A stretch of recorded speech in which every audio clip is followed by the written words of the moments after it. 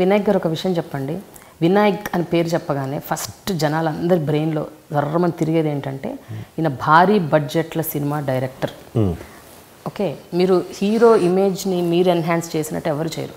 ఒక ఒక ఒక డైరెక్టర్ కానీ ప్రొడ్యూసర్ కానీ ఒక స్టార్ హీరో కానీ వాళ్ళ పిల్లల్ని లాంచ్ చేయాలంటే ఫస్ట్ చోజన్ డైరెక్టర్ వివి వినాయక్. సో ఇలాంటి ఒక ట్యాగ్స్ మీకు అటాచ్ అయి ఉన్నాయి. సో ఈ ట్యాగ్స్ని మీరు నిజంగా బాధ్యతాయుతంగా నిర్వర్తిస్తూ వచ్చారు అని అనుకుంటున్నారా? లేకపోతే ఎక్కడైనా ఇప్పుడు అఖిల్దైంది, అఖిల్ ఈజ్ అ బిగ్ దెబ్బ మీకు యాక్చువల్గా స్పీకింగ్. మీరు మనీ కూడా కోల్పోయారు, డబ్బులు అనేది పక్కన పెడితే అది ఇట్స్ ఒక ఎప్పుడైనా ఒక సినిమా హిట్ ఫ్లాప్ అనేది అంటే కథని మనం జడ్జ్ చేస్తాం చూసారా, అప్పుడే జరిగిపోతుంది. అది మన కొన్ని మోసపూరితమైన కథలు ఉంటాయి. ఆ కథలు బాగున్నట్టు అనిపిస్తాయి. అంటే ఎక్కడంటే ఒక్కోసారి ఇదేదో బాగా తీయొచ్చు, అక్కడికి వెళ్ళి తీయొచ్చు, ఇక్కడికి వెళ్ళి తీయొచ్చు, ఇలాంటి ఒక టెక్నికల్గా తీయొచ్చు, ఇలాంటి పిచ్చిలు అవి ఉంటాయి. ఎందుకో నచ్చుద్ది ఆ టైంలో మన నెత్తి మీద శని ఉండేదో నచ్చుద్ది, నచ్చి దెబ్బతింటాం అంతే.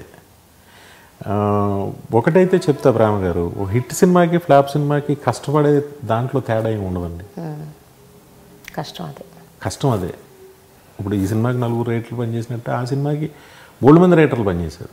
ఇప్పుడు ఇదే పరుచు వెంకటేశ్వర గారికి కథ చెప్పాం, వెలుగొండ శ్రీనివాస్ కథ ఉంది, కోన వెంకట్ కూర్చున్నాడు, ఇంకొక 2-3 రైటర్స్ కూర్చోబెట్టాం, అన్నీ జరిగినాయి, అన్నీ చేసాం, అంతా రాయించాం, అన్ని వెర్షన్లు రాయించాం.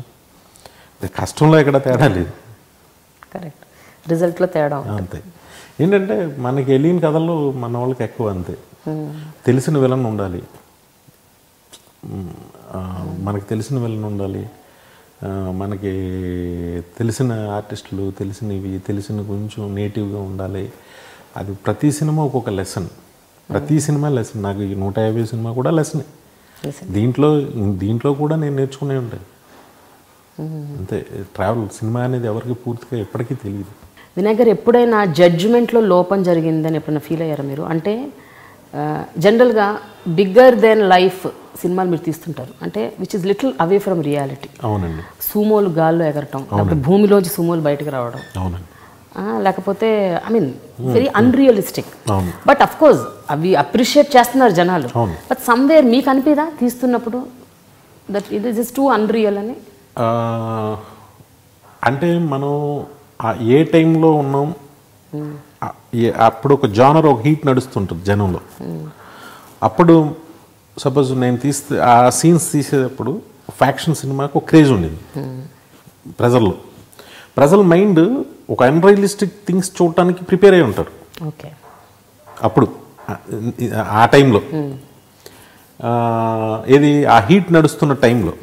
ఇప్పుడు తీస్తే ఒక రీజన్ లేకుండా తీస్తే ఇప్పుడు జనం చీ కొడతారు. అంటే మారిపోయింది ఈ 10 సంవత్సరాల్లో, కొంచెం అప్డేట్ అయిపోయారు. వాళ్ళతో పాటు మేము అవ్వాలి. ఇప్పుడైతే తీయను నేను. అప్పుడు ఆ హీట్ ఉంది, ఆ ఇది ఉంది, అలాంటివి చూడడానికి ఇష్టపడే మూడ్ ఉంది, తీసే.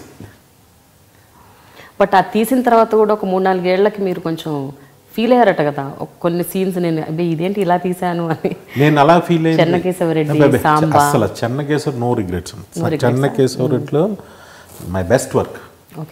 నేను కథలో స్క్రీన్ ప్లేలో తప్పు ఉంటుంది, దాంట్లో చిన్న చిన్న తప్పులు స్క్రీన్ ప్లేలో ఉంటాయి. అంటే నేను సస్పెన్స్ అనుకున్నది సస్పెన్స్ వేరే, కన్ఫ్యూజన్ వేరే. నేను సస్పెన్స్ అనుకున్నది కన్ఫ్యూజన్ అయింది. ఎందుకంటే అప్పుడు మనకు ఉండే మెచ్యూరిటీ లెవెల్స్ బాలకృష్ణ గారితో తీస్తున్నాం పెద్ద సినిమా అనే ఒక దీంట్లో ఉంటాం, పెద్ద హై బడ్జెట్ సినిమా తీస్తున్నాం, ఈ ఫీలింగ్లో ఉంటాం. మనకు అది అప్పుడు అసలు ఇంకా హిట్ అయిన తర్వాత ఇంక అసలు ఎత్తుతూ ఉంటారు, నువ్వే తీయాలి షార్ట్ ఇదాగా, అవన్నీ నిజం అని నమ్ముకునే అమాయకత్వంలో ఉంటాం. వాటిలోంచి మనకి ఒక ముట్టికే పడ్డాక రియాలిటీలోకి వస్తే ఎవరని చెప్తుంటే అవునా అని అక్కడ నుంచి రియలైజ్ అయిపోతాం. ఓకే, అది పక్కన పెట్టండి. నేను తీయకూడదు అని నేను ఈ సీన్ తీసి ఉండకూడదు అని నేను ఫీల్ అయిన సినిమా మాత్రం సాంబ. అందులో చెత్త సీన్ ఉంటుంది, అది నేను చెప్పడం కూడా నాకు ఇష్టం లేదు. ఆ చెత్త సీను నేను కెమెరా పెట్టి తీసేసా, చేయమ్మా వద్దు అని. కానీ బలవంతంగా బాగుందా అది అది ఇది అని చెప్పేసి అంటే సరే అప్పటికప్పుడు షూటింగ్ ఆగిపోద్ది, ఇంకోటి ఆగిపోద్ది, ఈ దరిద్రాలు ఎందుకులే అని చెప్పి తీసిన తర్వాత ఎడిట్లో చూసి బాగుందని అదని ఇదని ఏదో సంథింగ్ అయ్యి మెస్ అయిన తర్వాత ఎప్పటికీ నాకు అది బాధే, నేను తీసి ఉండకూడదని అనుకుంటా. అదొక సీన్. ఏంటండి ఆ సీన్? చెత్త సీన్. ఎందుకంటే అసలు ఏంటి కొంచెం మాకు తెలుసుకుందామని.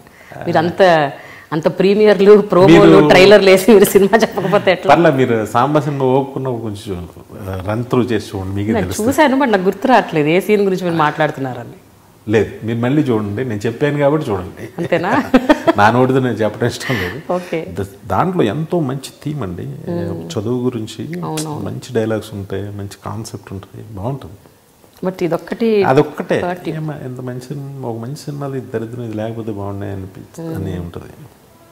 సో అప్పుడప్పుడు అనుకుంటుంటారు ఎప్పుడైనా జడ్జిమెంట్లో నేను ఒక్కోసారి తప్పు చేస్తాను, రీథింకింగ్ అంటే అది జనరల్గా రియలైజేషన్ సినిమా ప్రాసెస్లో వస్తుందండి, పోస్ట్ రిలీజ్ వస్తుందా మీకు అటువంటిది? అంటే ఇది చేయకూడదు, తీసేయాలి అని.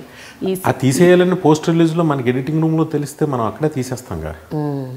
రిలీజ్ అయిన తర్వాత దాని రిజల్ట్ చూసి ఎందుకు అయ్యి ఉంటుంది అనే మళ్ళీ ఎక్సర్సైజ్ చేసుకుంటూ ఉంటే అప్పుడు తెలుస్తాయి ఇవన్నీ. Subscribe I dream.